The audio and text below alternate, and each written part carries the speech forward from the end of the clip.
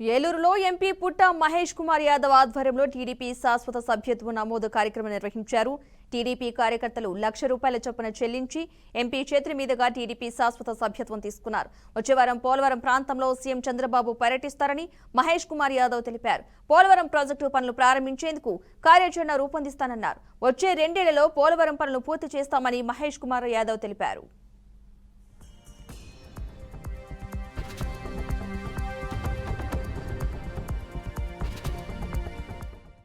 సభ్యత్వాల కార్యక్రమంలో పర్మనెంట్ సభ్యత్వాలు ఇవాళ ఒక 30 సభ్యత్వాలు చేస్తున్నాము.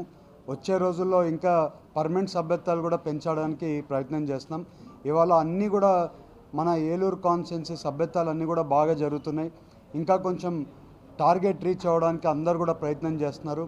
ఎక్కడ ఎమ్మెల్యే గారైనా కానీ, అక్కడ ఉండే ఇన్ఛార్జెస్ మండల్ పార్టీ ప్రెసిడెంట్లైనా కానివ్వండి, అన్ని పక్కల ఒక రకంగా చెప్పాలంటే మంచి ముందు ఎప్పుడూ లేనంత సభ్యత్వాలు జరుగుతున్నాయి. అలాగే ఇవాళ మీరు చూస్తే పోలవరం ప్రాజెక్ట్ గురించి చెప్పాము. పోలవరం ప్రాజెక్ట్ కూడా ఈ వచ్చే రోజుల్లో దాన్ని కూడా టేకప్ చేస్తాం. ఎలక్షన్ కోడ్ ఉండడం వల్ల వాళ్ళందరితో కొంచెం కూర్చొని మాట్లాడడం. నిన్న కూడా నేను ఢిల్లీ పోయినాను. నేవీ ప్రాజెక్ట్ గురించి టోటల్గా అండర్స్టాండింగ్ చేసుకోవడం జరిగింది.